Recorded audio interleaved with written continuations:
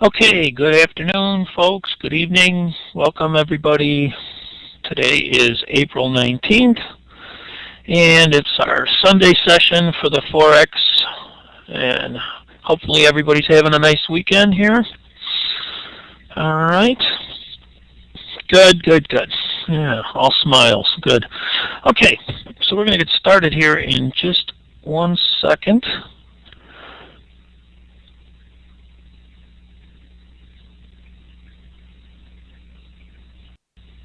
All right.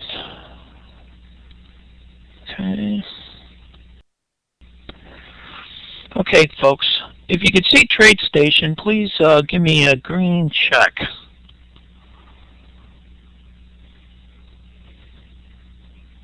Okay. All right. Good. All right. Awesome.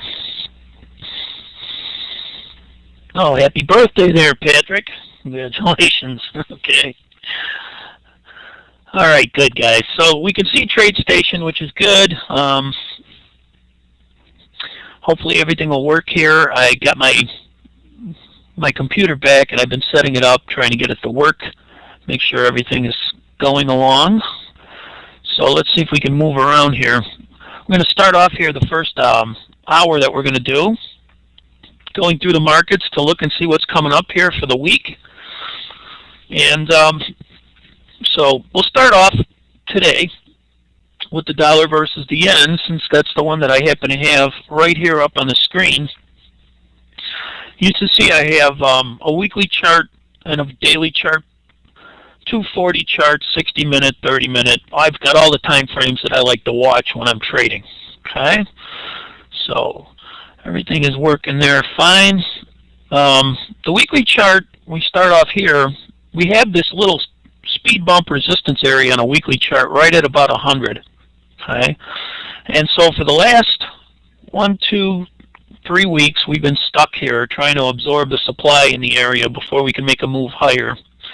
We've got a funny looking base and a rally right below, so we keep bumping against the lower base of support and bumping up against a higher base of resistance. So we're probably going to break out one direction or another here in the next maybe few days or so. If we can get past this 165 area, roughly, we can probably move pretty quickly on the weekly chart all the way up to this rally base drop at around 110.15 or so.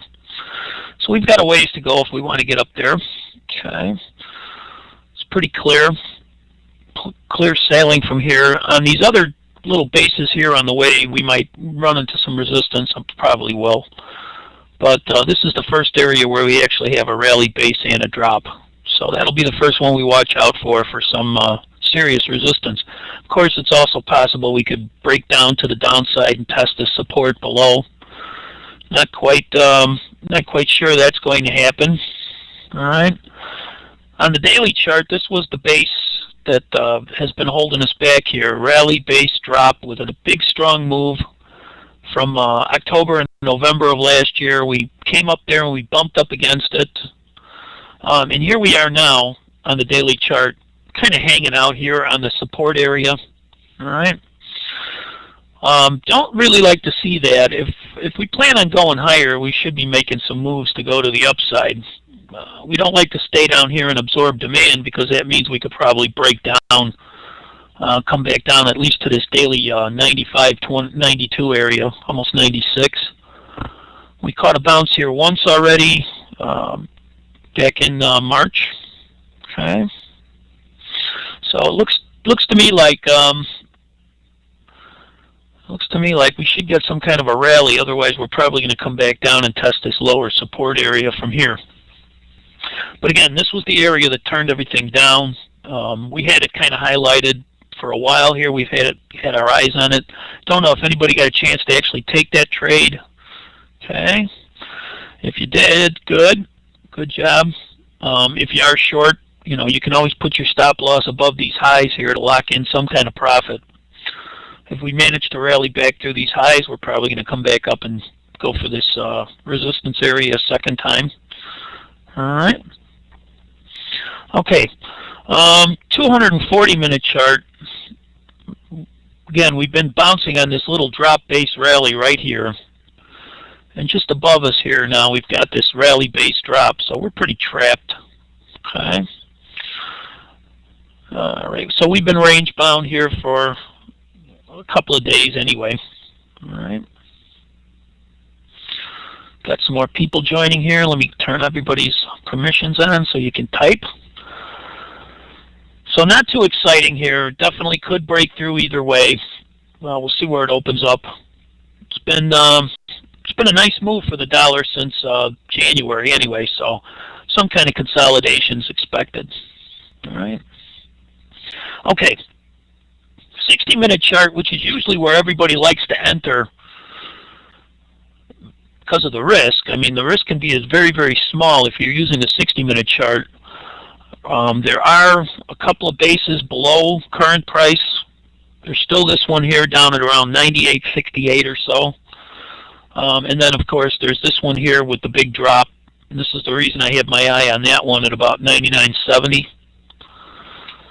So if we can get past here, we got very, very close to actually hitting this one. And we got very close to hitting it on this end here. If we do break out of this range, let's say to the downside, another drop base rally right below at about 98.50 or so, just approximately 98.50. So we could probably find a little support below here. And most everybody here, you'll take your pick which one you want to trade. Obviously, if you take this lower one at 98.50, because of these big wicks, you're probably going to have to take a little bit more risk than if you take the higher one at 98.70. Okay, but we'll see what happens. Again, nothing really exciting. Nicer levels a little bit higher up here. Two of them right above each other. The one here right around 101 is a nice one, very nice one. Rally base drop right there. And then you've got the higher one a little bit higher up at 101.17. So we've got plenty of areas of support below and resistance above. But we're looking again for a little bit of range-bound trading here. Okay. All right. We'll start off again with the majors, and then we'll work our way down to some of the cross pairs.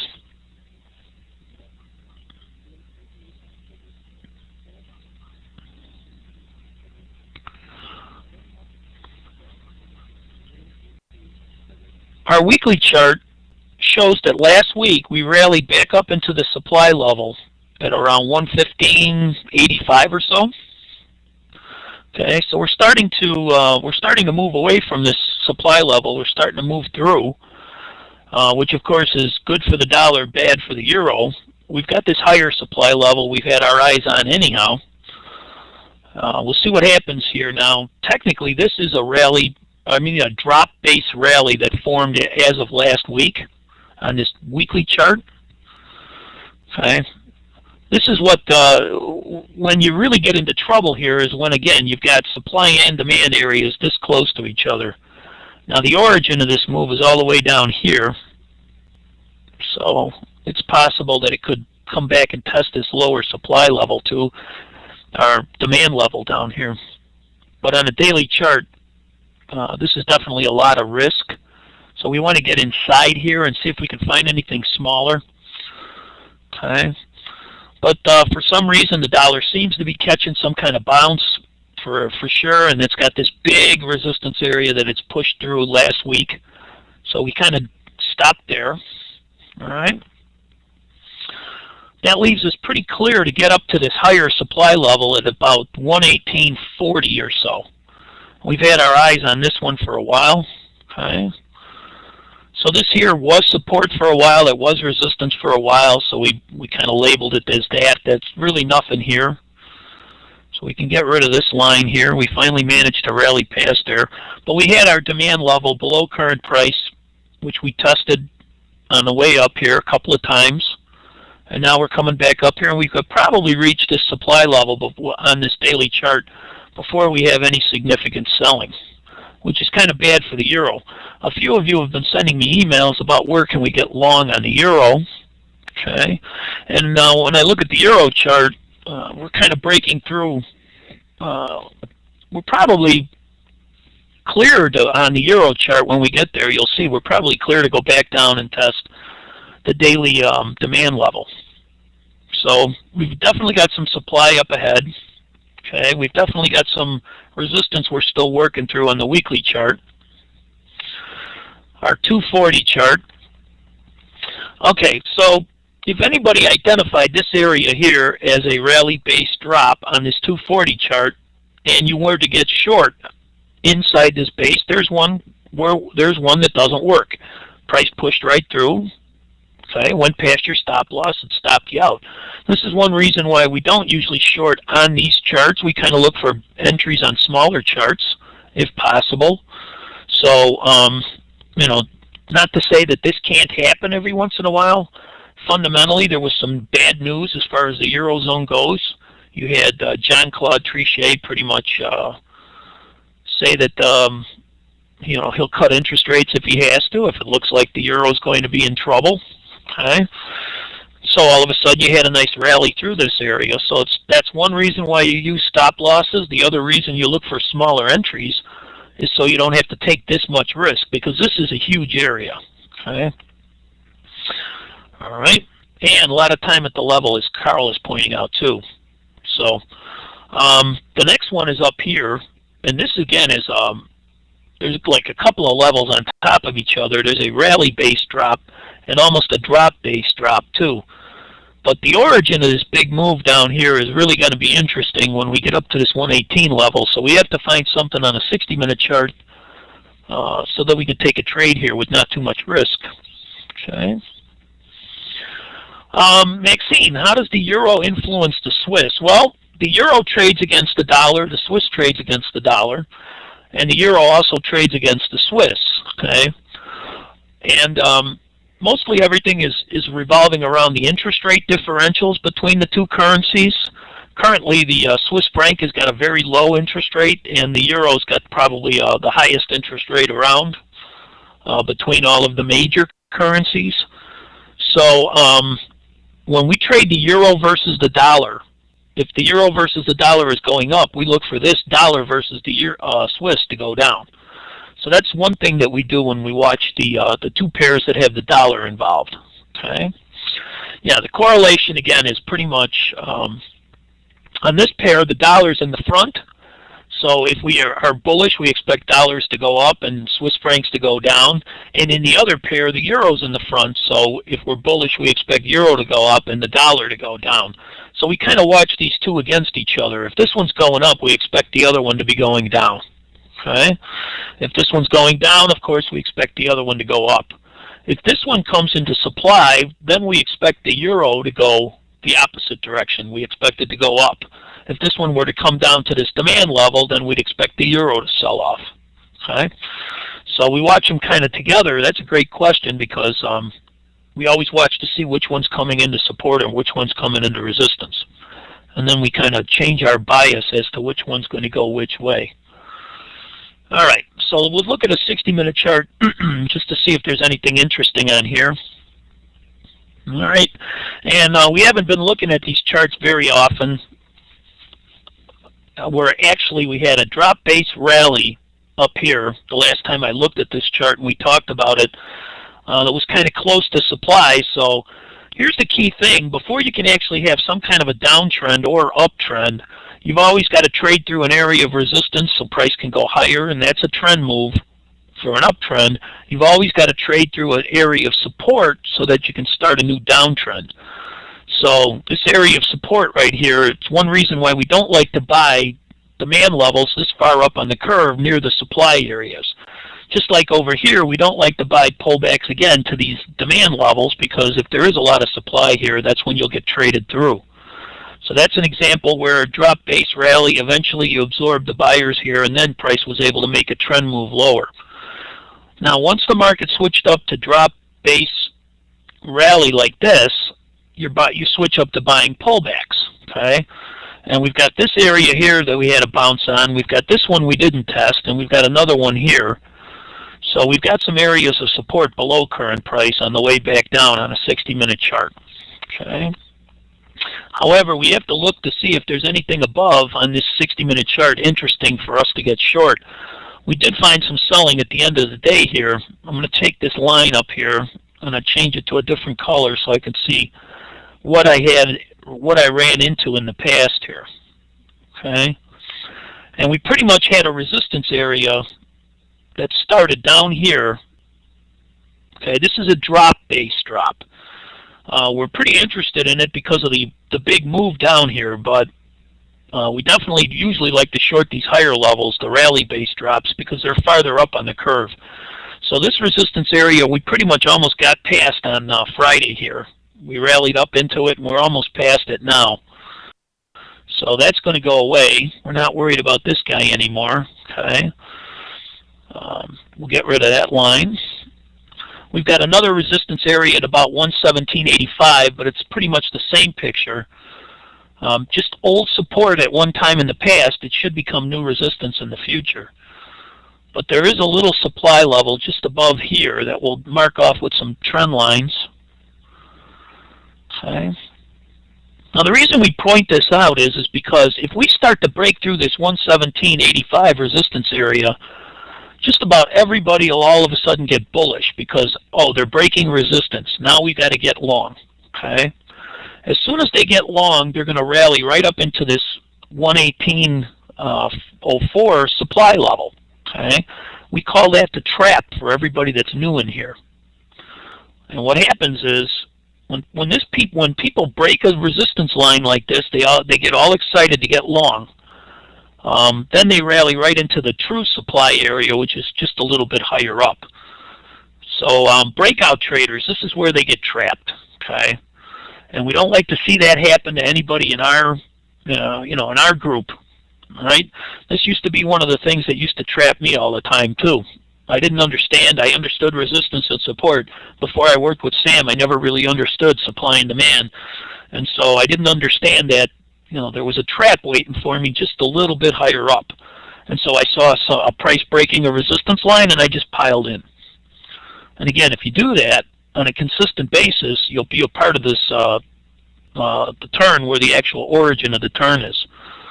Obviously, if we do rally past there, we can move up to this next higher level. It's a little bit farther up, and it's going to be a double level too. You've got the level right here at 118.60, and then just a little bit higher up, you've got one that you've touched already at 118.90. So there's two levels on top of each other, a little bit higher up too. Okay. Yeah, there's plenty of supply staying up in this area based on this big drop off here. This was that quantitative easing when the Swiss government came out. They announced that they were going to do quantitative easing, and we had all of a sudden a great big rally here. We retraced that entire thing, made new lows in back here in March. All right. We had this little drop-based rally with this big move out of here, so we kind of circled that. We got a little touch of it right here in the early part of April, and we've been rallying ever since. We've got bull flags, we've got little patterns of support higher up, sold off, and now we're moving up again. So pretty range bound. That's what you expect with these currencies when they do that. They pretty much just kind of go through cycles of going up and down. Nothing really exciting to trade as far as supply goes, though, until we get up into these 118 areas. So let's not get short just too quick here. Okay. All right, good. All right, so we've got the Canadian next. We'll take a look at that. It's another one of these currencies that has been absolutely stuck in ranges for many, many months. We start off with our weekly chart. We've pointed this out. It's been range bound for almost 9 months last year. A couple of months after that, it was range bound when it broke out. Broke out again and came all the way up here, and it's been stuck here since October. So October to April here, we're just trading in this big range. We now have a rally-based drop on a weekly chart at around 127.65. So we've got some supply. We were testing this 130 area many, many times. You can almost call this a demand area that we've been testing here too. It's just a one candle drop base rally, and we've touched it a couple of times here. So these ranges are starting to get smaller and smaller. We'll either break out one way or the other here. But went 9 months last time, so it could be another few months before that happens. But here's a nice demand level, and I have a few people in Canada that have been waiting for this pullback to this area. So you've got a demand level here, and it's a pretty nice one. I just want to mark it off.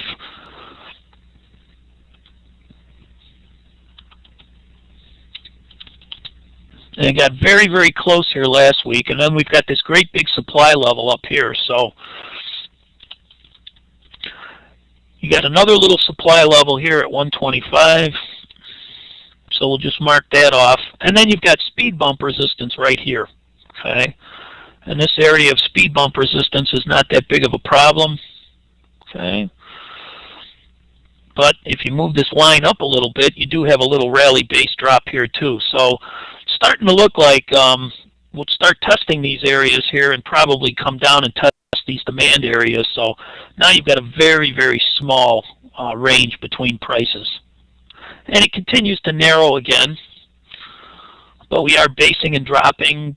And every time there is some kind of a rally here, it's being sold off. So we may not get up to this higher level, unless, of course, there's some kind of news out of Canada that's really, you know, bullish for their dollar and bearish for ours. It's pretty much all it's going to take to get the price to bust through these areas.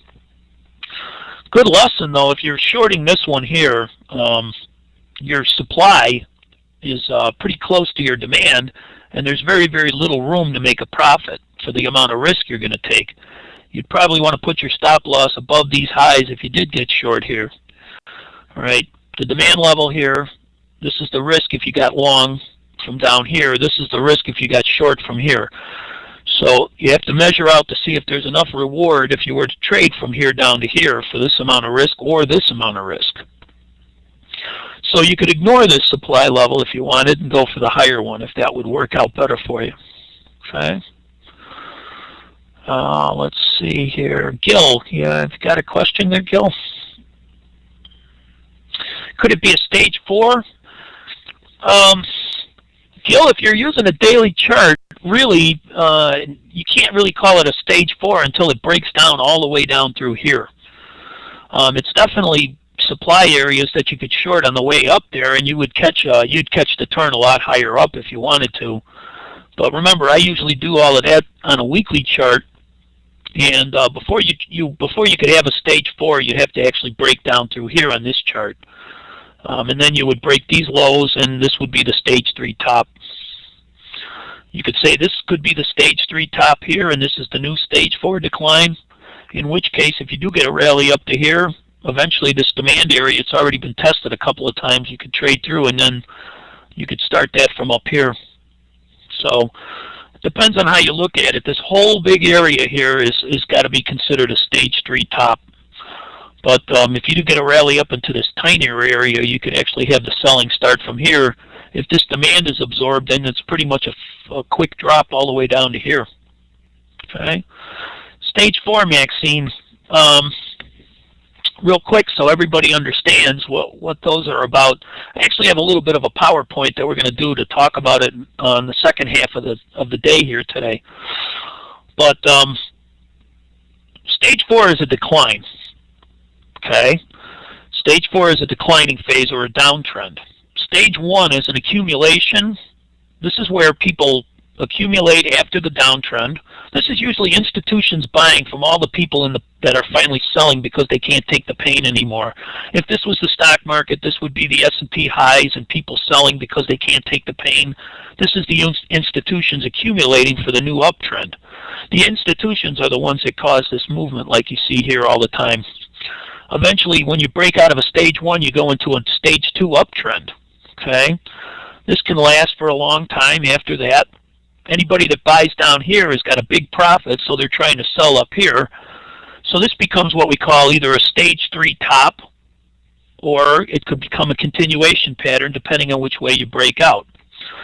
So if you break out to the bottom, you start another one of these stage 4 declines, and then the whole cycle starts all over again. Remember, we mentioned before that every one of these markets has some kind of a cycle. Okay? The currency markets has a cycle, the bond market has a cycle, the stock market has a cycle, and they all pretty much have the same characteristics. You have a stage 1 accumulation, a stage 2 uptrend. This is a possible stage 3 top. If we break out this way, it's a stage 4 decline. However, if we break out to the upside, then it just becomes a great big continuation pattern, and the trend could continue. Yeah, so that's a good question, especially for anybody that's not familiar with that or hasn't seen it happen before. Okay, but you'll see it happen over and over again. You know, just give me this 1 second. Go back to our JPY chart. Okay, you had a stage 3 top back here in 07. Okay, you had a stage 4 decline. You came all the way down here in 09. You had a stage 1 accumulation, and you're in a new stage 2 uptrend on this currency. Okay, if you look at the Japanese yen futures contract, you'll see the opposite picture. You have a stage 3 top and a big stage 4 decline. Okay, if you look at the euro here, it's a real easy one to see. All right, you had a nice stage 1 accumulation in 06, nice uptrend that lasted all the way into 08. Okay, you had a big stage 3 top here, and you had a big stage 4 decline. And then you had between July and about April and July last year, you had a stage 1, a stage 2, a stage 3, and a stage 4. So you had a real small little but that was all caused by that big volatility we've had recently. Okay, so every time you look at this chart, you can see this pattern, and it's not just it's just not the stock market here. Here's Apple Computer, stage 1, stage 2, stage 3, stage 4. Here's a new stage 1 and a new stage 2. Okay, there's a lot of people in the MIT XLT that have been looking at this. All right. Give me a green check mark again if everybody can hear. Okay, great. Super. Thanks. All right. Seems like we're getting a little internet interruptions here now and then. Okay. All right. Well, I marked this one off for the MIT room because I'm not there very often, so when I do come in there, they all ask about it. Yeah, I sound a little bit like Donald Duck, Maxine.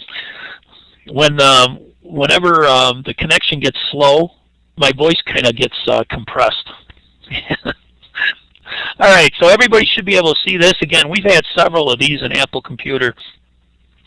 And this gentleman, Weinstein, that actually wrote the book about this, he used to look at these on weekly charts. So he did it on the stock market, but I've adapted it to the currency markets, and it works pretty well. Okay. All right, let's go back. We were looking at USD, CAD. And so here we are, too. We've got same picture here. Could be a stage 3 top if we break out to the downside. Could be a stage another accumulation followed by a breakout to the upside. That can happen, and that would be a trend continuation pattern. The best way to describe it would be a stage 2 followed by a 1 followed by a 2. Or Sam would call it a rally base rally. Okay? So you can actually put these patterns that Sam talks about together with the ones that Mr. Weinstein talks about. And of course, this is exactly what happened here. You had a rally and a base and a rally. So it was a stage, another one of those stage 2s, stage 1s, and stage 2s. So I put these together pretty often. I've actually tried to write computer code based on simple things like patterns based on one. This would be 4, 1, and 2. This other one would be 2, 1, and 2. Okay. Hasn't worked out though. So anyway, let's go down to the 240 chart. See if there's any good opportunities on this chart. And you can see right below current price. It's a big one. Just made it recently. We've got a drop base rally just formed right here. Okay. And it's a big one. We're right here. Looks like we just opened up for business. There's our first 240 candle for the week. And above here, you can see there's several drop base drops right here, right here. Okay, there's a somewhat decent looking rally base drop right here. So we'll keep an eye on this area right there. And obviously, there's other ones above here that are farther up on the curve that would be better trades. Now, I could tell you right now, if it was Sam and I, we wouldn't be looking for anything until we got way up to this guy here. So we would, we definitely wouldn't be looking for too many shorts on this end here. And we'd be looking to buy a dip if we got a dip back down to the origin of this move. All right. Okay, good. So that's our 240 chart. Last thing is the 60-minute chart. For anybody that trades this currency, this is probably as far down as you want to go. It's very, very jumpy, very wicky. All right. So I wouldn't get to, this is that 240 area right there that we were looking at. But we had this little tiny one that turned price down once before. We'll get rid of that line there. So we'll keep an eye on that there. And then there's the higher ones way up here that we could look at too. But you really don't see very much except for this area right here. It's a one candle drop base rally and a big wick. So if you're going to take a trade on this guy here, you probably want to get to a smaller time frame to make that risk go down a little bit. But it's pretty close to where we are here, and if you could find a decent level inside of there, let's see. Let me just go down to a 30 from here. Could probably go a little bit lower. If I went down to a 15, nothing. Just a one pivot low here. So right close to 120 too. And with this currency, buying 5-minute pullbacks usually doesn't work out too good. And that's what you've got on a 5-minute chart. So it's nothing really of quality at all. Excuse me. Let's see what that price is here. It's all the way down at 119.85. But you could take that trade if you happen to be sitting in front of the computer, and it comes down there when you're here. Okay, you've got a nice rally base drop right up here if it wants to rally up to here. Except again, you've got these big wicks on this 5-minute chart. Don't like to see that because that's a lot of risk for this for taking this trade. All right, now we've talked about this before. There's a bunch of bases all over the place. There's one here. There's probably another one here. There's probably another one over here that could definitely turn price, at least for a while. But they're not inside of big time frame bases. So if you do buy them, a lot of times price will plow right through them on its way down to the big time frame base.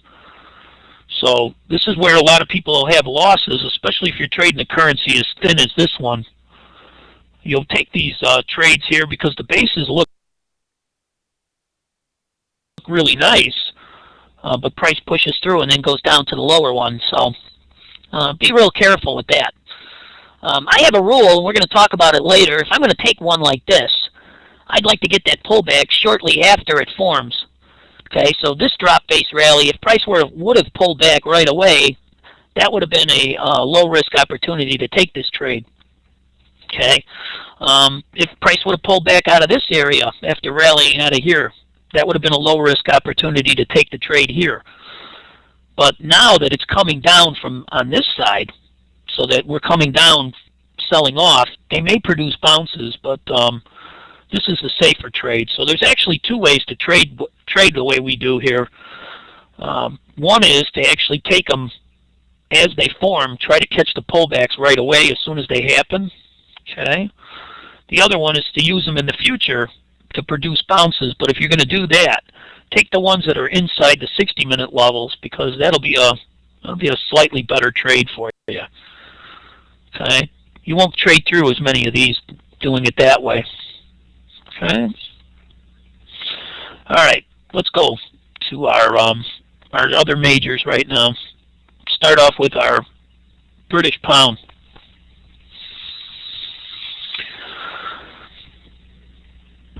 All right. Now we're on the weekly chart. This is our first candle of the week right here. Again, we've had a big stage 4 decline, and we've had this nice little accumulation going on this weekly chart. We haven't broken out yet, so there's a possibility that this could still break out into some kind of an uptrend. All right? And Jimmy's asking a question here. You would use Stan Weinstein's stage analysis to find out which way the trend is going and take those trades with the trend until it passes equilibrium. Then stop and wait for a new stage chart, or just take the counter trend trades and have the stages confirm. Well, Jimmy, I'll tell you what, that's kind of a fantastic question, because there's a lot of things that you can do if you combine both the 4 stages with what Sam does. Obviously, if you do an X-ray inside this chart here, you're going to see that you had a drop base rally on this chart right there. It's a little 1 candle job, okay? And I didn't put it very straight, but drop base rally, first pullback. So at this point in time, it's a big downtrend, but you're actually buying a dip in what could be a brand new start of a brand new uptrend. All right. So it's kind of, let me open it up so it's easier to see for everybody. Drop base rally. Okay. After the rally, you managed to get pretty much to here at least, and then you pulled back the following week right to the origin of this move, and you rallied from here. And now you're up here, possibly taking out the supply to the left so that you can break out and go a little bit higher. Okay. So first off, after the big downtrend, using the 4-stage analysis, you would have to say to yourself, okay, we've already based, and we could possibly drop from here and make new lows, no question about it, but there's also that possibility that we could have that reversal from the big downtrend and actually have a new base in a rally and start a new uptrend on this chart. So the reason I use the 4 stages is because this is how I keep myself grounded when it comes to greed and fear. Obviously, in an uptrend here, everybody's all greedy, and then a downtrend like this, everybody's all fearful. So when you have these accumulations after a big downtrend, I can think to myself, this could be the possible reversal for a new uptrend. Just like when you get these tops up here, I can always say to myself, well, it could go on and go to 250 next, or it could break through the support and start a new downtrend. So that's the reason I use it with the trends. Okay. But at this point, we still have resistance here that we haven't been able to bust through. So, you know, we could base inside here for a few more weeks. All right. But as you can see, we're drop base rally, first pullback. That's where you get the opportunity to join what could be a new uptrend. I'll give you a classic example of a chart from when I was teaching in Seattle, and Dewey knows about it. And I think we might have mentioned it here last week, but just in case. Daily chart, drop base rally. This is the USO, which is the ETF for oil. All right. Had that great big sell-off. Could have gone down and made new lows, no question. All right. Got the opportunity to buy a dip, and price has kind of been drifting higher ever since. So that's what it looks like on this chart. Go back to the weekly chart. Pretty much looks like a stage 1 is still trying to form here. And if you were looking at this chart on the weekly chart, you actually have a little drop base rally right there. And you're pretty much bumping your against it here right now. So this is USO. This is not the futures contract. Okay. So I would say until this support area trades through, well, we could definitely break out here and, you know, possibly start a new uptrend. Remember though, up here when I was teaching last year in Chicago, I had a student in the class, and we had a discussion about trends, and he said, well, you know, it's an uptrend, so we can't short oil. It's going to go higher. And the argument I had with him is it could be a stage 3 top forming here, and if it is, it's going to start a new decline. All right. But of course, that's when Goldman Sachs was upgrading oil with the super spike to 200. And everybody was talking about, you know, we're just about out of oil. We probably are going to pump our last barrel probably very soon. Okay. And another good example here is you see this big engulfing candle. It took out this area of support. That's one reason Sam doesn't have his buy rally-based rallies, and he doesn't have his buy this far up on the curve. You were able to actually take out several areas of support on the way down pretty quick. Okay, you had a drop-based rally here. You only stayed there for a couple of days or a couple of weeks and crashed through. All right, so this is what the 4 stages looks like. Here's where you can use the information. You should be fearful when you're greedy and greedy when you're fearful. Okay. All right. How do you find resistance when price is trading at all-time highs? Oh, good, George. Save that question for the next hour when we get through with our analysis. I'll cover that a little bit too. This USO looks like it's an all-time highs, but there's other kinds of resistance up there.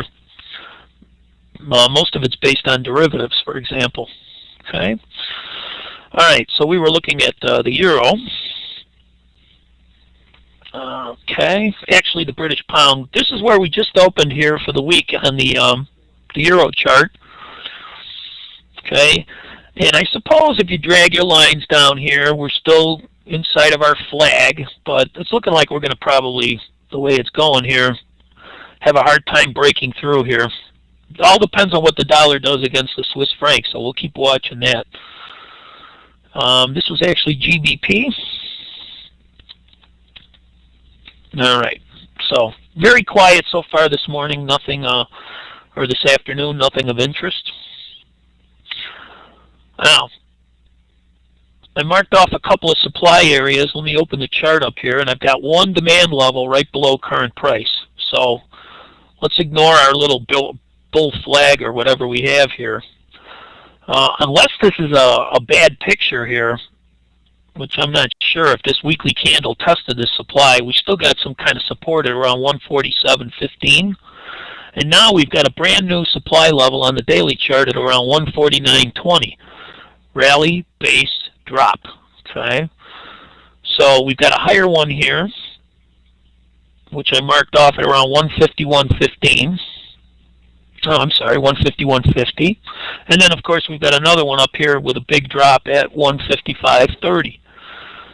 So we've got, we'll see if this candle actually pushed all the way through here, and I'm not positive it did, then I wouldn't even be considering this area.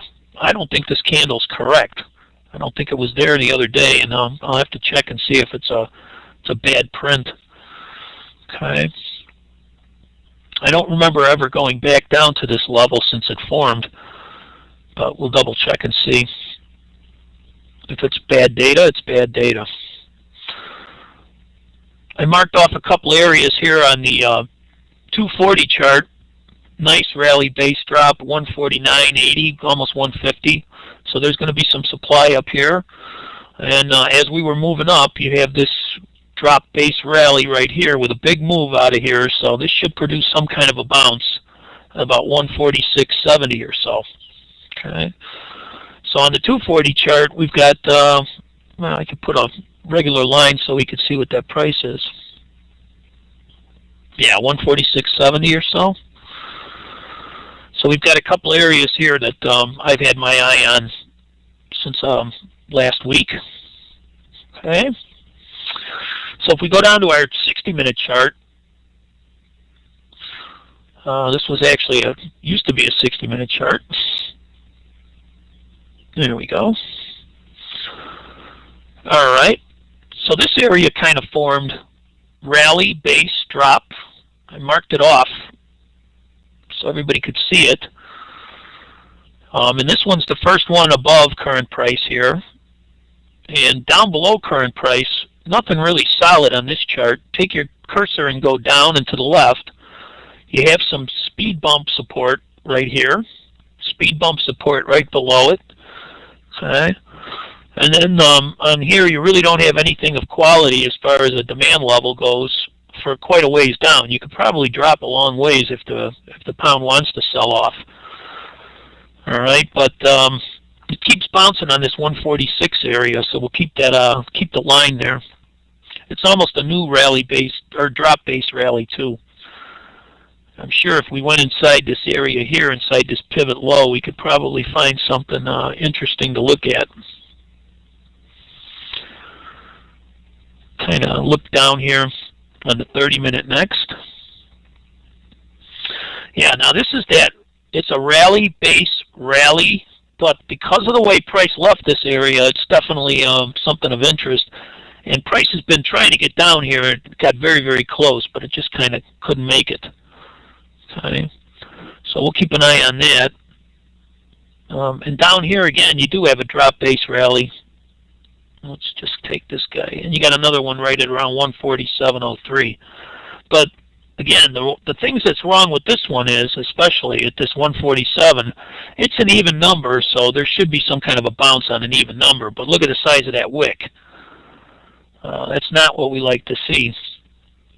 All right. Don't like to see that because that means we've got to put our stop loss below this wick, and that's a lot of risk.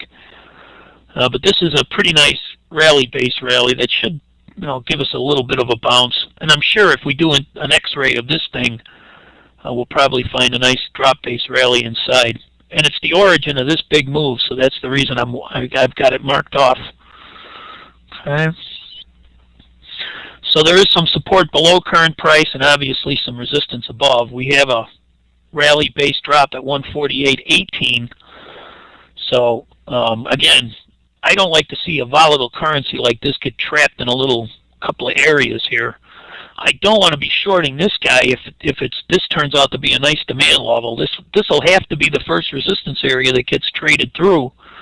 And if it does, of course, it's going to be a loss if you take that trade. It is a rally-based drop, but when they're close to demand levels, they usually don't work out too well. All right. We had one right here that had a nice rally base, but a small drop rallied right back in here, and so this area still may be some resistance here. So we'll keep an eye on this guy here. Okay, but I had that 150.50 area marked off I was interested in. We're actually going to cover this slide here, but I kind of put it together because it's part of that slideshow that I wanted to do later. You've got a drop base rally on a 5-minute chart that formed on Friday, okay? And then below there you've got this drop base rally, which is still part of revisiting here, okay? So when I do this PowerPoint, we'll talk about this again in more detail. But you've got a base here that should produce some kind of a little bounce, but you've got the lower base here that's already produced a couple of bounces. And now you pretty much have to score this level out on its own. It is a drop base in a rally. Price didn't leave here as fast as it did here, but it did manage to get all the way up to here before it turned around. So you got a couple of these if you're going to short on small time frame charts. So again, if you want to do any kind of intraday trading, short-term time frame trading, we're actually going to talk about the strategy that you can do. And it's all just based on once these areas form, if you're in front of the computer and you get a rally into here, that's a nice place to take a short. Right now, though, it's up to you. If you want to take the short on this first one, you can, but you might want to wait for a push up into this higher one. I like the higher one better because of the drop away from here. The way prices collapsed over here, this might be a better place to take a short if you want to. Okay, this one probably will turn price down. And again, it's Sunday afternoon. It's not much volume. There's not many people participating in the markets. If this was happening again during a busy period of time, I'd be more comfortable taking any of these trades. When you're just trading here with very, very little participation, you can see that there's hardly any trades, little clicks, big drop here, then one more click here. So there's probably only a handful of traders all over the place actually taking positions. So short-term trading like this, when there's low volume, you'll probably have more losses. Okay. We'll talk about this slide again as part of the slide presentation that I did for the second half of the day. But let's move on now to our euro.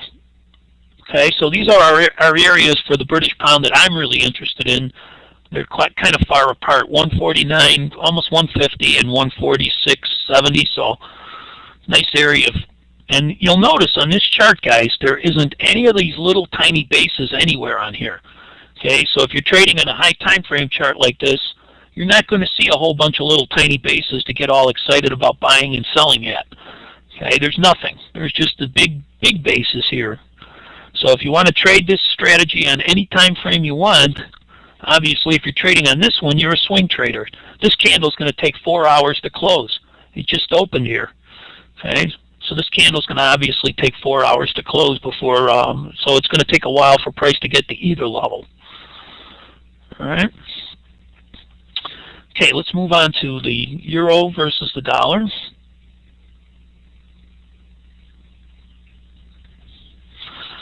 We're barely hanging on to the 130 level. All right.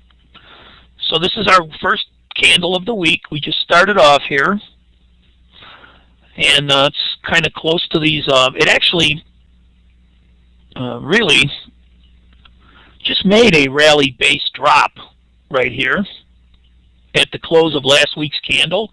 We had rallied, we had based, and now when we closed below here, we actually made a great big rally-based drop. So the euro could definitely come down and test this lower demand levels again on any kind of a rally up into these supply levels. Okay, and bad news for the euro is you know, we are making these levels right above current price. Okay. There's one market recently that actually did just about the same thing, and I'd like to point it out before we move on. This is the daily chart of the S&P. You made a rally, base, and a drop. Okay, but notice you rallied right through it in 3 days. So in other words, just because it made this rally, base, drop, doesn't mean it can't turn and can't go higher. So just wanted to point that out. Sometimes it happens to where you make one of these patterns and you trade right through it. But this one here has got 1, 2, 3, 4 weeks. So there could be some significant selling up at this 132 level or a little bit higher up. All right.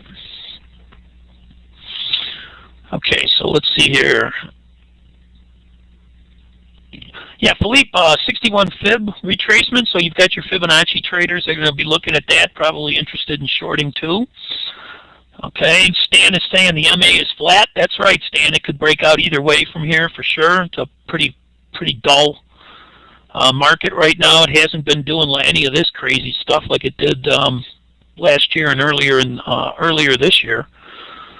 All right. And John, we'll get to these the 4-hour candles in a second here. Let's just quick go down to the daily chart. Now, on the daily chart, we've still got this demand level down here at 126.60. So it's brand new. It hasn't been touched before. So, okay, so this is a nice one here. And then we had that rally-based drop supply level that we actually rallied into and been selling off ever since. So now if we break through this 130 area, which again, because it's the origin of this big move up here, I've got an eye on it. We actually bounced on it a little bit last week, and I got a couple of emails from a couple of students that were looking at this area. It is more on a daily chart, a rally-based rally. So, and it is in the middle of this supply level and demand level. It definitely could turn price here, no question. But you'd have to look inside here and see if you could find a base. I think it was Rose was one of the persons who was asking about it, and it was, you know, I didn't want to get too excited about it, Rose, because as you can see here, it's not really didn't base very much before the big move up. It kind of just drifted up and then rallied really fast. So I'd be careful with you know, too many long trades here. Okay. And let's get down to that 4-hour chart that John was asking about. This is, again, it's a base and a rally here, and it's the origin of this big, super big move up that we had. But we're bouncing on it right now. This is 4-hour candles. Again, this is the first one today. We kind of came into the area on Friday afternoon, kind of closed as a hammer, or not quite a, you could call it a hammer or a doji if you want. So there's definitely a little bit of demand down there. It's just a question of, is it just going to produce a bounce here, or is it going to produce some kind of a meaningful rally? And unfortunately, like we said, there really wasn't very much drop-based rallies going on here all the way. You just more or less had rally-based rallies. And as most everybody that's been here for a while knows, these are usually speed bumps. They definitely could produce turns. They could definitely produce some kind of a bounce. But you got to be careful because, it seems like every time we rally up into a nearby supply level, we push down and we take these areas out. So here was one here, drop-based rally, that we finally rallied, pushed through here. So these are just producing a little bounces right now.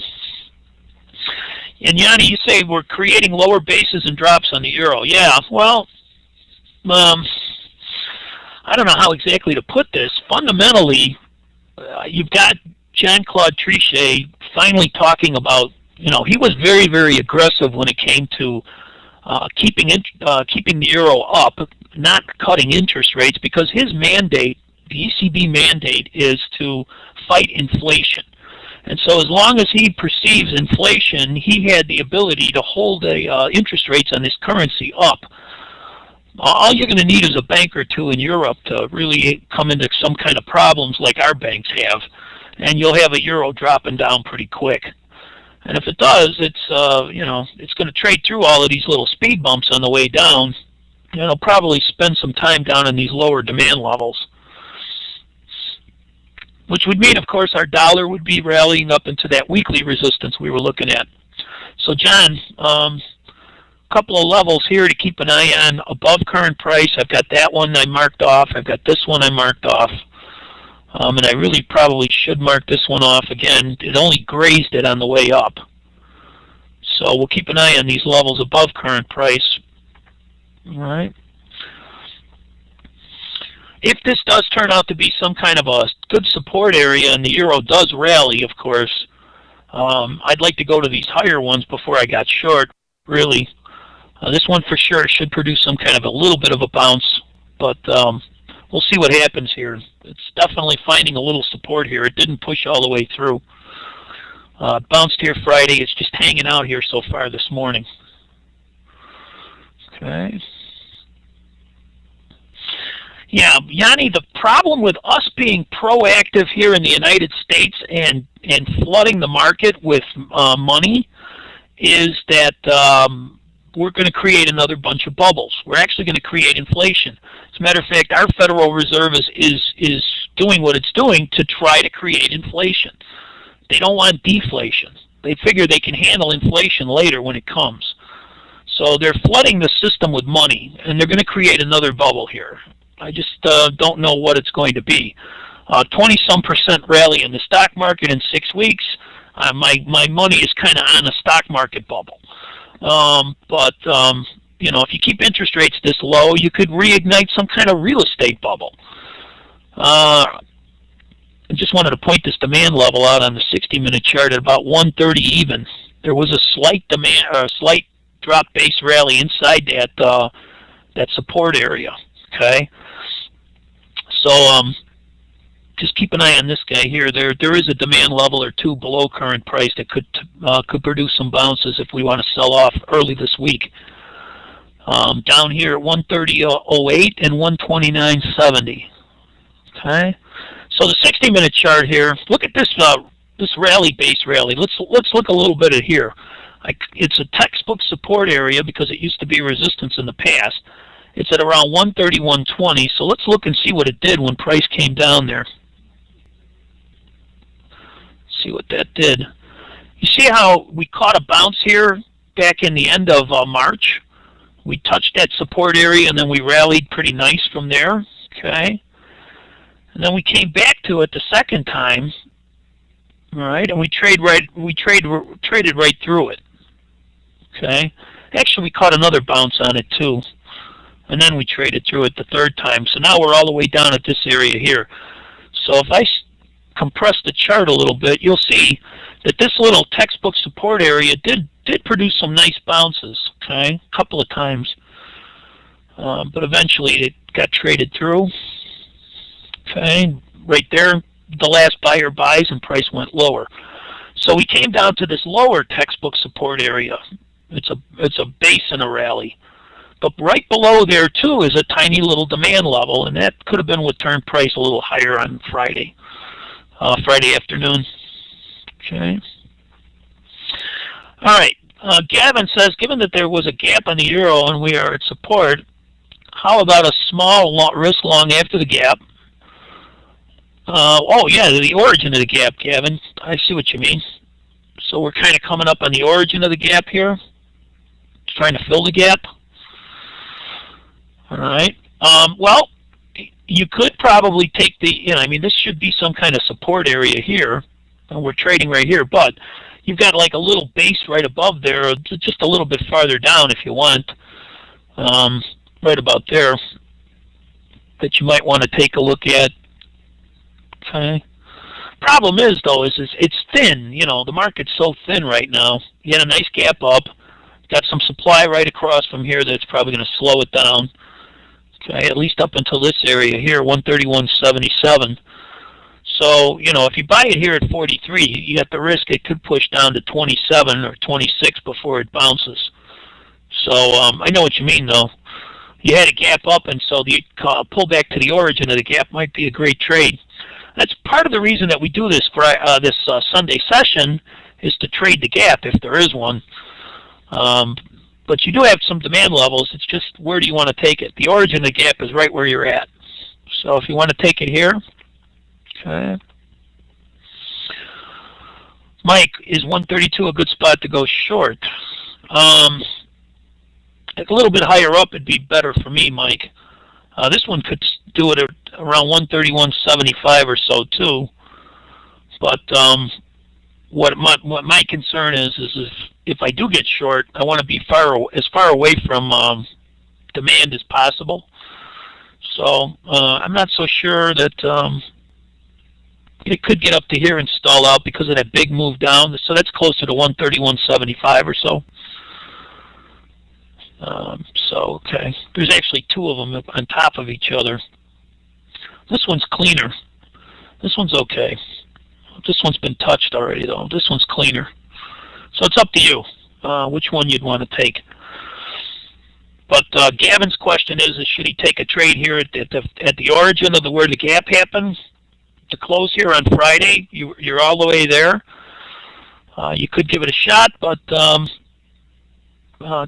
it's entirely up to you. I wish it was a nice demand level to buy a pullback to. It's a little bit farther down. There's actually two of them down there too. Okay. All right.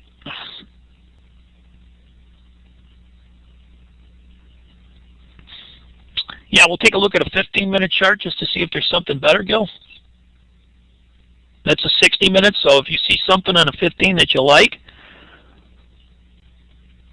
let's see here.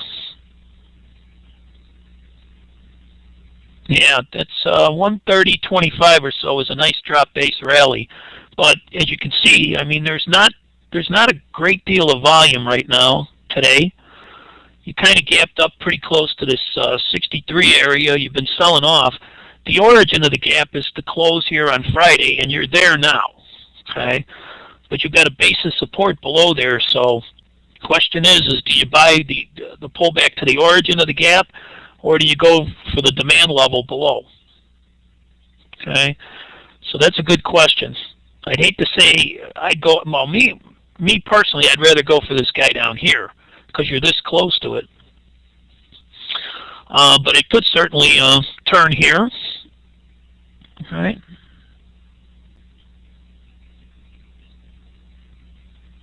All right, good. So those are what you guys are looking at. This guy right here, right? Or again, Gavin's possibly looking at taking the trade right where we're at the origin of the gap. Okay, so all right, good. We did get down to the 15. We did see this, and above here on the 15, you've got a rally base drop at closer to 30.84, and then you've got the other one that's a little bit higher at 131.08. So it's pretty much up to you guys. If you're going to trade the rest of this afternoon or this evening, depending on where you are. You've got a couple of support areas below current price and a couple of resistance areas above. It's just not very, very active right now, so it's entirely up to you if you want to take any of them. All right? Okay, good. All right. So here we are at 4:30. Why don't we take our break? Okay. And we'll take a break until about just about 1:45 or so. Okay. Peter's asking, in that case, should we wait and use the Bollinger Bands with the CCI? Yeah, you can get down to a 2-minute chart. Look at how thin it is on the 2-minute chart, though, since you did ask here. I mean, it's pretty very thin trading right now. Pushing around easy. Okay. But if you were looking at the Bollinger Bands with the CCI and you saw you were gapping up into resistance, you did get a signal. So it is our one day of the week where we do have a gap, folks. And there is a nice little base right below current price, and price could be heading down there before it actually bounces. Okay? All right, you guys. So let's take our break here. Let's get back here in about 10 minutes or so. Okay? And we'll see you in a bit. Thanks. All right. No problem. Thanks. I just want to make sure everybody could see everything. Ed's not seeing anything. Okay. So we still got maybe an issue or two. You should see a screen right now that says we're on break, and we're coming off of our break right now, and we're going to get ready to start the second part here. Good. Green check mark. If everybody can see that, that'd be great. And if not, hopefully it's not my system here. All right. Okay, good. So here's what we're going to do. I'm going to try, first of all, to share another application here real quick. And I kind of prepared a little presentation from the last session that we had. So let's see if I can share this particular application here.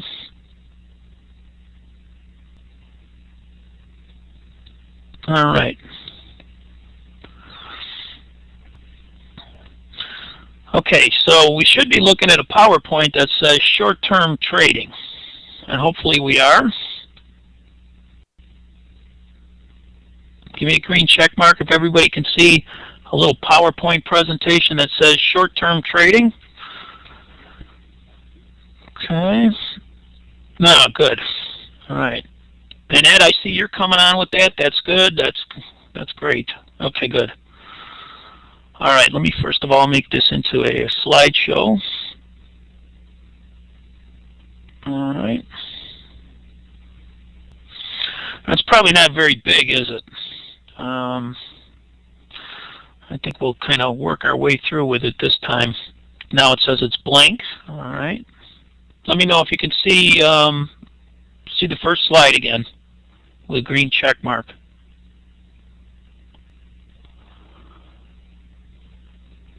Okay, so it's blank. All right. Hold on a second.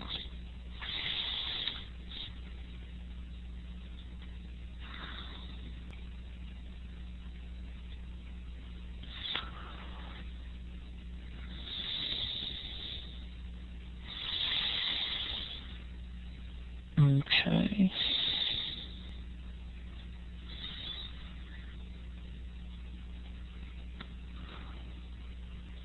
Okay.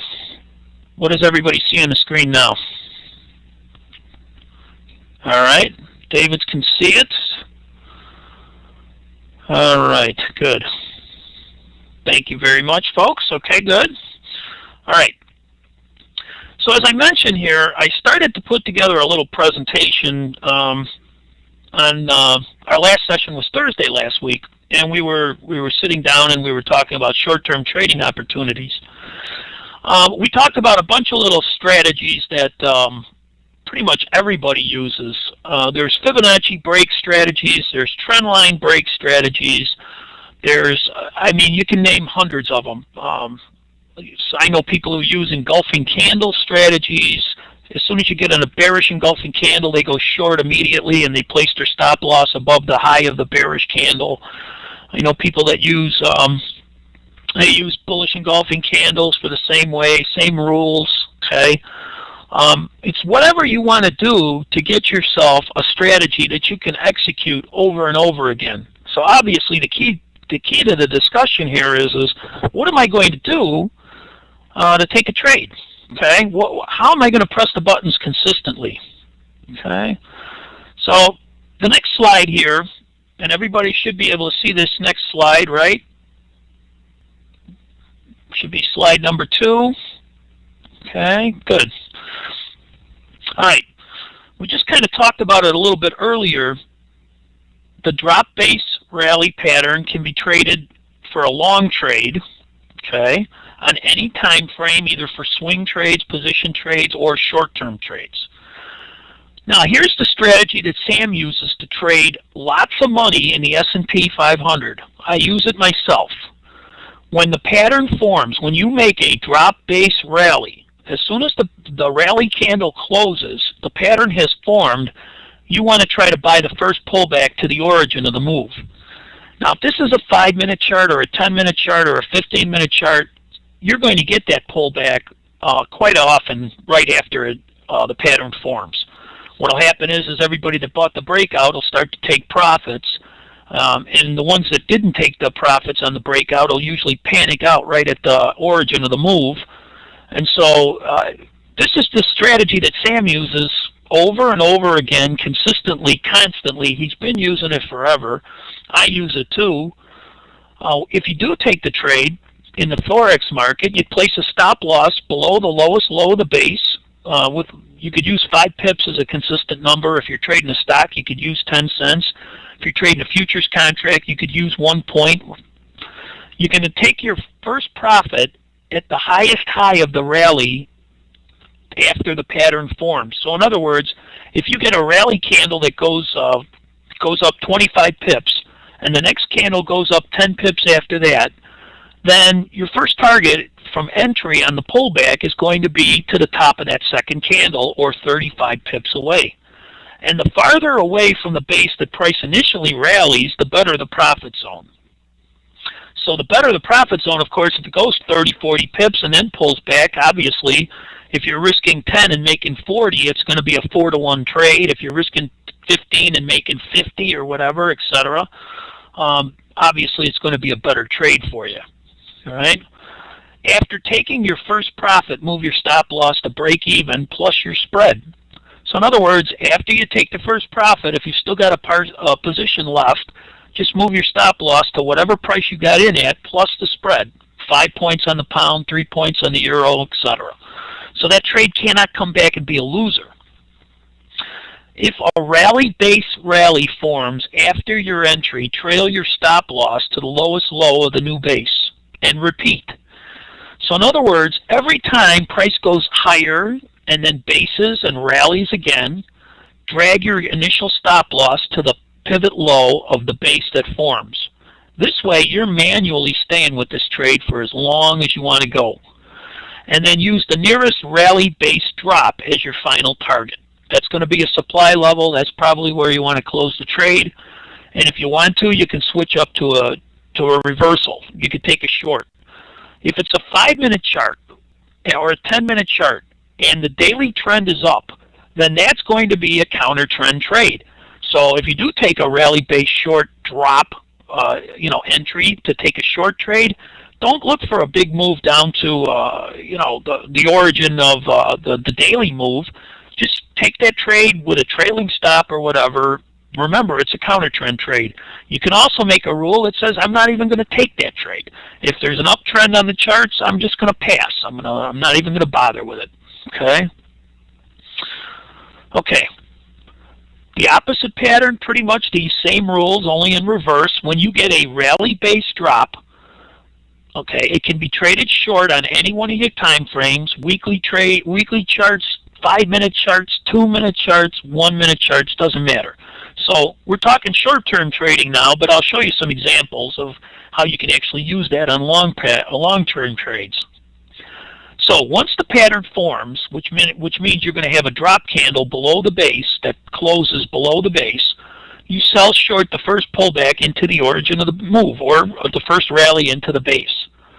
You're going to place a stop loss above the highest high of the base, and again, use a consistent number like 5 pips in Forex. If you're doing it in the futures, use a 1 point or 2 points or whatever, 10 cents if it's a stock. All right, if price wants to make a new high, then get out. Take your first profit at the lowest low of the decline after the pattern formed.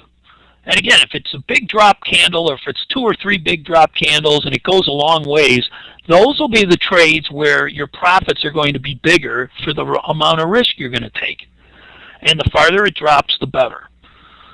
So once it does start to turn around and rally back up to where the origin of the move was, then you just mark off wherever that low was, and that is going to be your first target on this trade. Okay? After taking your first profit, move your stop loss to break even plus the spread. If another base drop forms after your entry, trail your stop loss to the highest high of that base and just keep repeating if you want to make this a trend trade. Okay? As long as it keeps dropping, basing, dropping, basing, dropping, you're going to stay with the trade. Okay? Use the nearest drop base rally as your final target. All right? All right.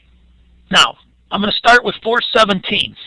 On 417, which again I believe was, what was that, Friday?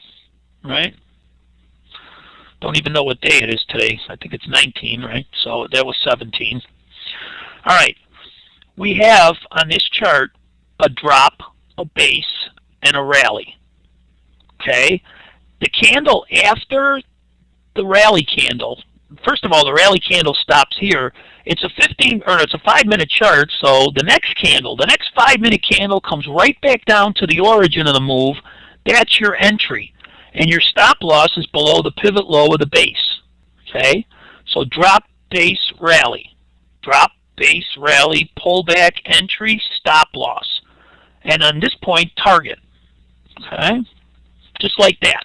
They happen fast sometimes. I mean, sometimes you get a rally candle. Obviously, this candle opened here. It made a high. It made a low here into the base, and then it made a close right there. So you've got to open, a high, a low, and a close. We don't know if that's the sequence. It could have opened, okay, and then came down here, and then came up and made the high and then closed. So you've got to be ready once you see the pattern forms to go for the trade. Okay? All right, now notice that chart I showed you, the 5-minute British pound chart. I marked off a couple of patterns on the left here. Right? Yeah, Jason, the entry's always at the top line, right? Just like here. Here's the entry at the top line. Stop loss is below the lowest low of the base. Now notice the other pattern that formed right before the drop base rally. You had a rally base rally. Here's your rally, the green candle, the 2-candle base, and a rally after that. This is usually the reason we don't buy these, okay? Because if you placed your stop loss below this low of the base, you know, this candle came right down 2 candles later and stopped you out for a loss. Okay, that then formed the drop base rally. Okay? All right, your entry was here. It rallied up to here. The second time it came down here, it bounced again for a little bit. Then it traded through, and it made a drop, base, and a rally. Okay? It also made another rally, base, drop right on top of it. So, you know, this is how crazy this is. I can see these patterns form, you know, because I've been watching them as long as I have. Here you have a drop, base, rally. This candle gets up to here, and all of a sudden you've got a rally, base, drop on top of it. So if you bought this drop, base, rally, there's a loser. You place your stop loss below these lows, it's a loser. If you bought, again, if you bought this rally-based rally, it's a loser. They're not all going to work, okay? Now it made this this rally-based drop here, and then it came down here and it made a drop-based rally. Now this is what Sam would look for right here. He'd put his lines on the base here. He'd put his stop loss below here. He'd put this lines here, and he put his stop loss above here. Now you've got an opportunity for a short into this base and a long into this one. All right? So you got two of them on top of each other. They happen to be almost 50 pips apart, depending on where these top lines are. Maybe let's call it 40 pips apart. All right, so if you're risking, depending on what you're risking to take this trade, some of you will look at this and you'll say, I don't want to take the trade. Don't take the trade. Obviously, it's been a sell-off, so you're getting an opportunity to short some kind of a rally into a supply level. Okay. So what happens after this? You got an entry here or here. You've got your stop loss below here on the long. You make a rally base rally. Now you can drag your stop loss after taking your first profit target. You can drag your stop loss up to these lows. Now this is ideally what you want to see. If it makes another one here, you can drag your stop loss from down here to the new one up here. But you want to make sure you're taking your profits when you're hitting these bases, because there's definitely been selling all day long, and there might be still some more supply here. Okay, the short entry would have been only the first time here. When you rallied into the base, that would have been your opportunity to get short if you wanted to, with a stop loss above this high, and your target, of course, would be this guy down here, this brand new drop base rally. So this is the strategy Sam trades over and over again in the S&P 500. It's very adaptable to this market. It's adaptable to the stock market. Doesn't matter. Okay, you can trade it in pretty much any market. All right. So the second time into this little resistance area, we managed to push all the way through. Now this is where most of us get into trouble when we get into trouble taking multiple trades on these areas, especially when they're this close. So again, if you did take the short the second time, you have to have your stop loss above here. If you do have your stop loss here, then this trade stops you out and the game is over. Okay? Mike, is the 5-minute chart the best? A lot of that depends on what you want to trade with and how active you want to trade. Okay? If you want to trade a little less active, you can always do this on a 15-minute chart. But remember, the picture is going to be different.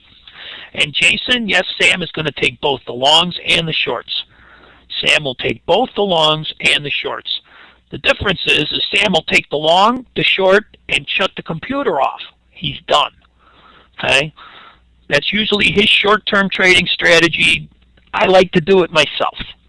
Okay? So,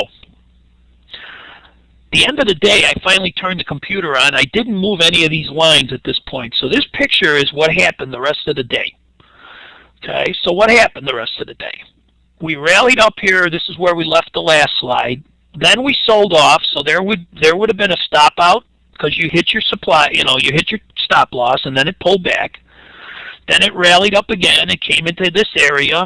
I didn't even mark it off because it had already touched this area once. It sold off again. But it made a rally base rally right here at this area. So you can have the opportunity to drag your stop loss from down here to way up here next. Okay? So you could stay with that long trade just in case it wants to rally from there. Okay, now it made this rally base drop here, which I marked off on the next slide. All right? And it's got this one still, this rally base drop right here. Okay? It plowed right through this rally base rally, and it stops out the long trade. If you had moved your long stop, if you got out here, fine. If you didn't move your stop, you got out here when it traded through. And look, it came right back down to the drop base rally for the second time, and it made a new drop base rally right here. Okay? All right, so first of all, Jason, okay, you got it. Yeah, long and shorts. Luca, just take them like that without checking bigger time frames. Luca, if this is a short-term trading strategy, yes. When this area forms, you'll go short. When this area forms down here, you'll go long. And that's how Sam will trade it. So in other words, he's trading these areas, but there's a difference, Luca. These areas are forming as price is moving. Okay, he's not buying a pullback to this area tomorrow or the next day or the day after. He's buying the pullback to this area immediately after it forms. He's shorting a rally into this area immediately after it forms. Okay. Steve, is the profit margin larger and the risk higher on higher time frames? Sure could be, Stan. You could definitely have a higher profit margin and a higher risk if you take it on a 15-minute chart instead of a 5. And you can back test this on a chart, for example, the 10-minute or with the euro or the 15 or the 5, and find one that you like to trade it with. Depends how busy you want to be. Maxime, how many lots does Sam trade with short-term trading? I've seen him trade as many as 50. Okay. So he could trade anywhere between 5 and 50 or so. Usually he takes 5 or so. In the S&P 500, it's $50 per point. So if he can get 3 points on 5 contracts, that's a pretty nice day. Okay. John, Steve, this may sound like a stupid question, but why is a rally-based drop so much better than a rally-based rally or old resistance or support? John, usually the reason that the rally-based drop works out better for you than a drop-based drop is because they'll be a little bit farther apart. They usually form farther apart on what we call the curve. The rally-based rallies and the drop-based drops kind of form in the middle. They're more like trend continuation patterns. So if you could try to take the ones that form like this a little bit farther away, they'll definitely be a little bit better off trades for you. But here's a drop-based drop that actually formed that caused this rally-based drop to form. Okay, so you actually had a little drop-based drop that you rallied up into, and this area actually formed. So if you wanted to take these trades, they're usually, our problem is they're usually in the middle of moves. We like to take the ones that are like as far apart as possible. So ideally, I'd like to take this guy for a short and this guy for a long, because then I'd have this little bit of risk here for all of this profit, this little bit of risk for all of this profit. So that's a great question there. Okay. Okay. Jason, if the entry's on a 5-minute, then stick with that chart for targets, moving. Yeah, don't change. Do not change. Yes. Stay on this particular chart. You can use trend lines if you want with this. You can use trailing stops. I would just say that, like the rules on the first 2 slides, if a rally-based rally forms on a long trade, I'll trail my stop. If another one forms rally-based rally, I'll trail my stop. And then when I get traded through like this, that means that they're probably going to go lower, and I'll manually get out of the market that way. The high of the initial move away from the level, so right. So the initial move away from this level down here came up to here. Actually, it didn't retrace all the way. It managed to get all the way up to here. So usually the initial move is right before any kind of a pullback. So you could take a profit here too. That wouldn't hurt you. On this drop here, though, that drop just dropped all the way down till it bottomed out here before you had got any kind of a bounce. So that short trade was actually better as far as risk-reward goes, right? This long one only got to about here. Okay. All right. And again, this could have got traded through. I mean, it was a down day for the market all day. It was a down day. It could have traded through. Doesn't have to work. All right. So then I showed you guys where I set the chart up for today. All right. The where is the high of the initial move, Sue? If we're looking at this drop-based rally, you could say this high right here was right before it tried to retrace. So you could say that would be your initial high. And this could be a rule that you make, Sue, so that you're not taking too many of the trades.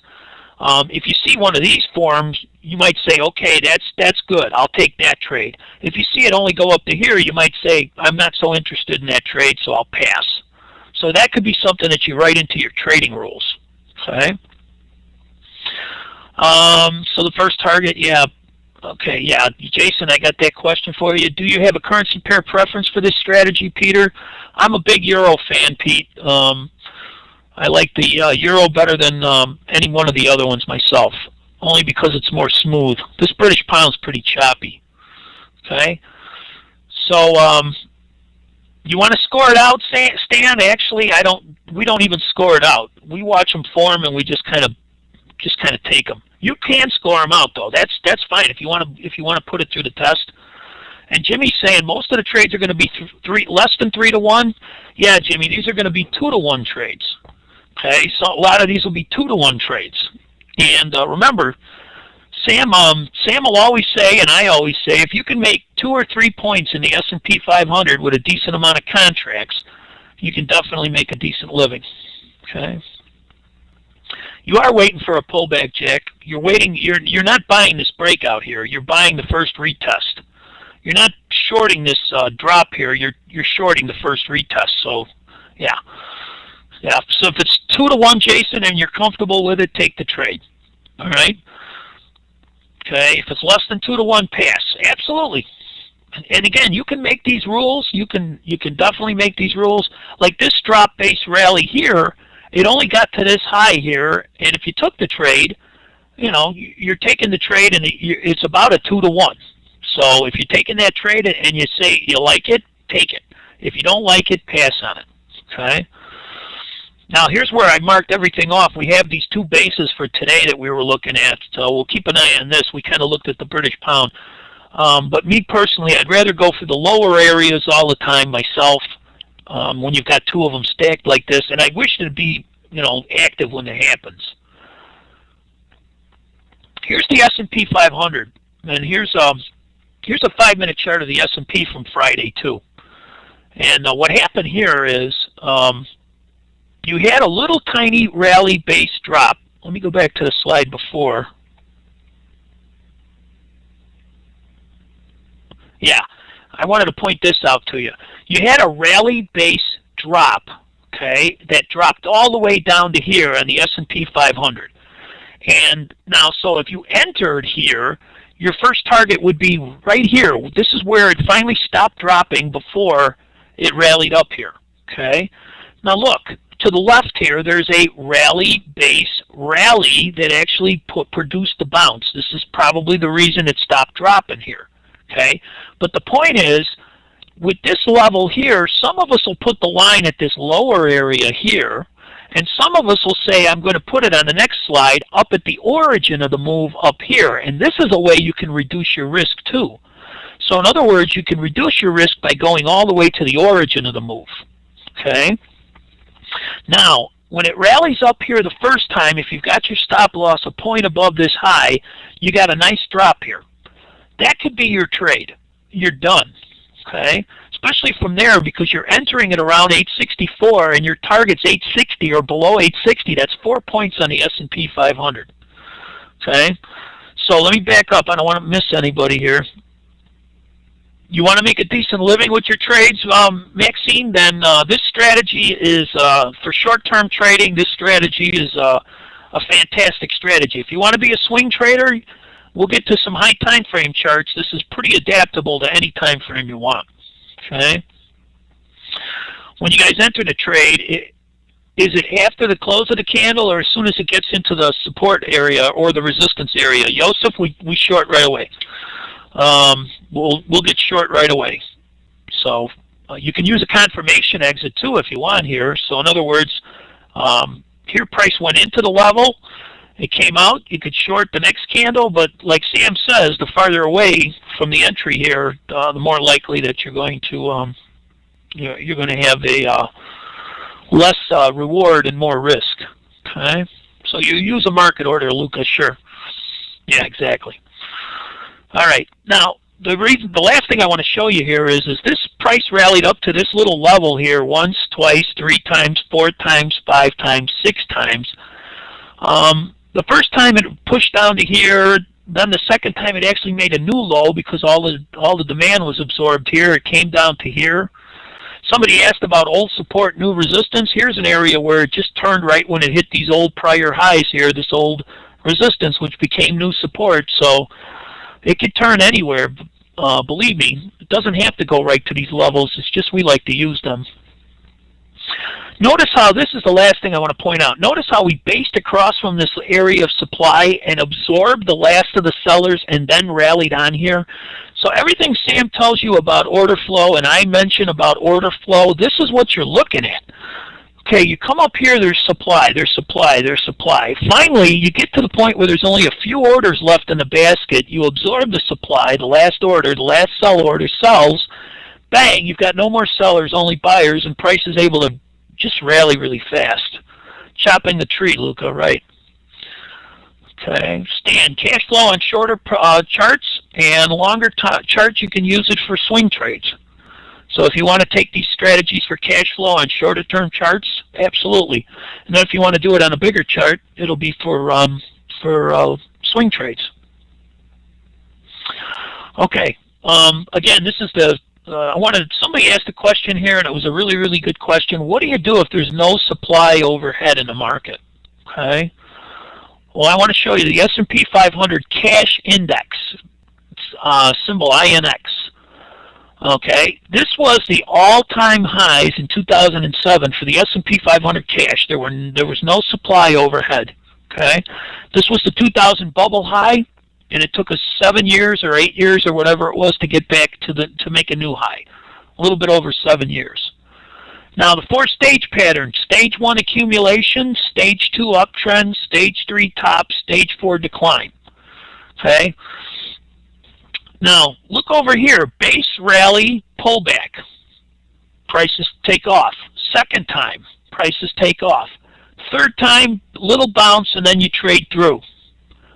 Base rally, pullback. First time, second time, third time, fourth time. You formed this stage 1 because you came into high time frame support. Now, this is the reason we look at these charts. Okay.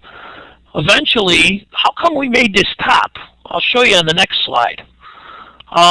Finally, when you came back down here in 2008, you traded through this area. No more buyers, and none. Look where you came down to. Another base and a rally. Okay? So everybody that was in the futures XLT knew that there was a high time frame demand level on the S&P 500 right about 680 or 660 or whatever it was. I believe it was closer to 660. And then look at this. This is a monthly chart, bang, 1-2 months to where we just rallied really fast. Okay? So there was no opportunity to buy a pullback here, folks. You either bought this base with a limit order or you're looking for an entry someplace else. Okay? George Albert says, yes, I took some position on the cash SPY. Yeah, George, you heard Sam talk about the long time frame in the monthly chart, right? Now, look at this little supply, little base drop supply level at 900. We're paying attention to that because that's possibly where there's going to be a little resistance. And then there's other areas above here from there. So in other words, it's not going to be a straight shot up. It could go for a long ways if it clears here because of these big drop candles. Not like over here. Look at this. On the way up here, as we were making this stage 2 uptrend, we ran into these supply levels. We had to absorb supply here. We had to absorb supply here. We had to absorb supply here. And finally, the last of the supply here, and then we made the new highs. So this is the reason it was choppy and pullbacks and opportunities to buy dips, because you kept hitting supply on the way up. This one could fly pretty quick, up to 1,300, and of course everybody would be very, very happy.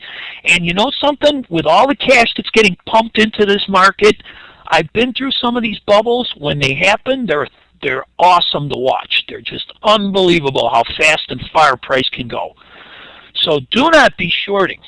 Okay, I'm telling you now. There's nothing here to stop price from rallying like a bunny as soon as it gets past this 900 area.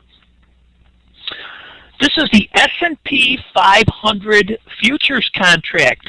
The S&P 500 futures contract. What's this on the left, right above where the stage 3 top was? Okay? Yeah, Dave. It's more fun to trade. Yeah. So, you know what? In the S&P 500 cash, there was no supply. We were at all-time highs, but the S&P 500 futures contract was rallying right up into a humongous supply level. That's because every time a futures contract expires, it gets rolled into the past futures contracts.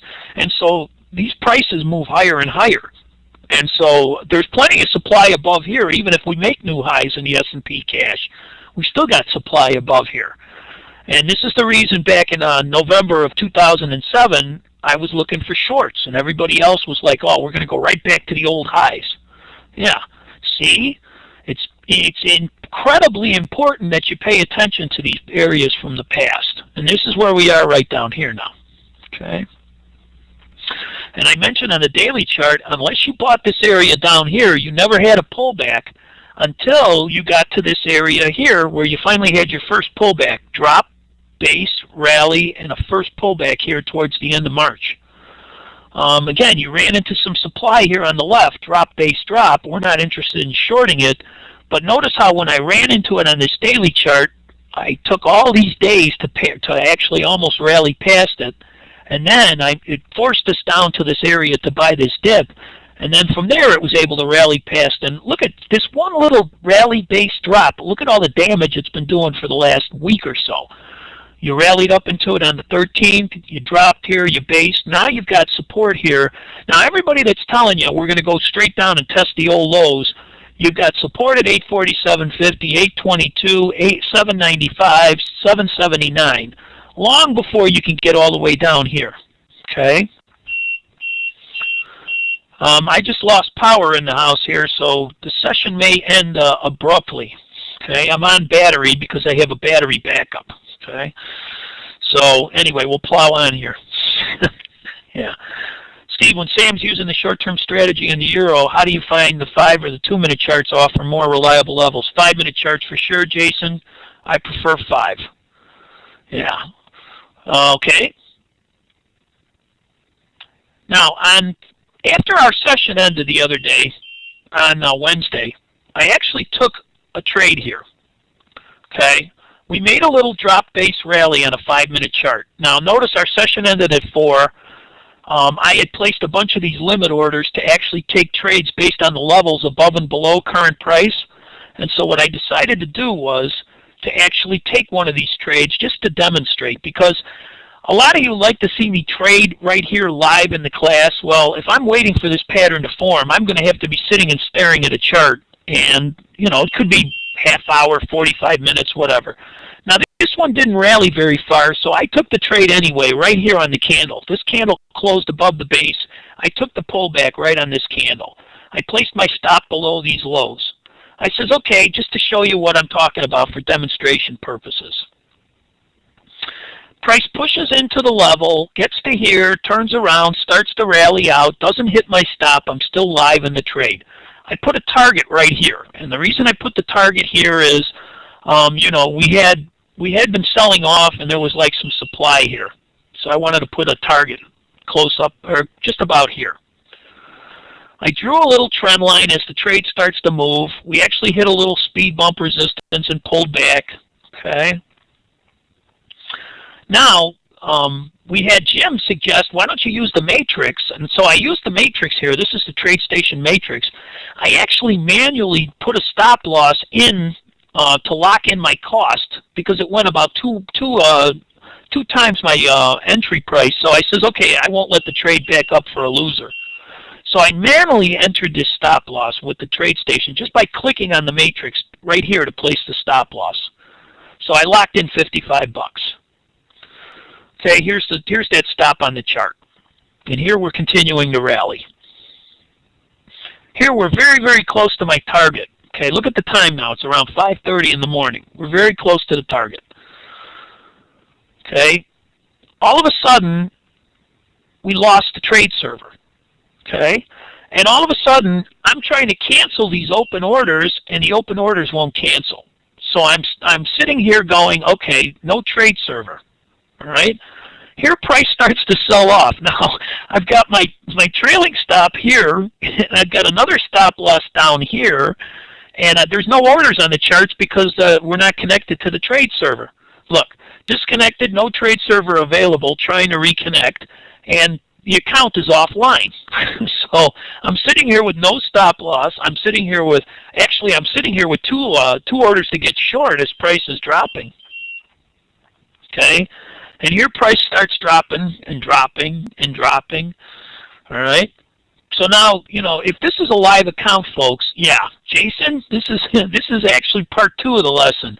It's called nightmare scenario. What do we do? Well, what ended up happening, fortunately, is we ran down into that 148.50 area we were looking to buy a pullback to. Okay, we talked about it, the blue line. Okay, here, even the website was down at this point. So here was our drop base rally at 148.50. So I had an order to buy a pullback here, and I had a profit target of up here. I think everybody remembered this this trade. We talked about it on before the session ended. This will be the next place to take a bounce. I think Luca took the trade. Uh-oh. No.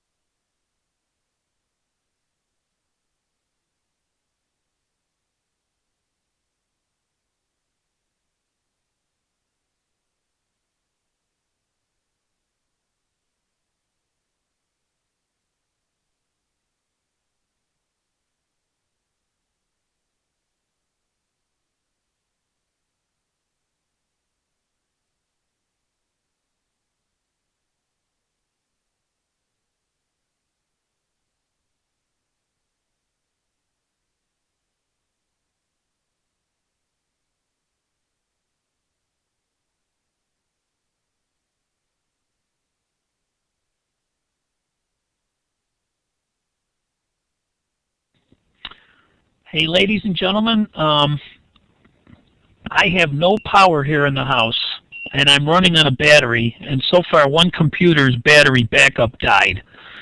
So, good. I'm glad you guys can hear me. What we're going to do is we're going to end it for today. We'll pick it up for tomorrow, and I'll try to finish the rest of that session that we were talking about. And sorry about that, guys, but there's no power here, and got my battery backups to keep us alive for a little while. So, yeah, I hope so, too. I don't want my flooded basement. All right, guys, so thank you very much. Appreciate it, and we'll see you all tomorrow, and have yourself a fabulous day. Take care. Bye-bye.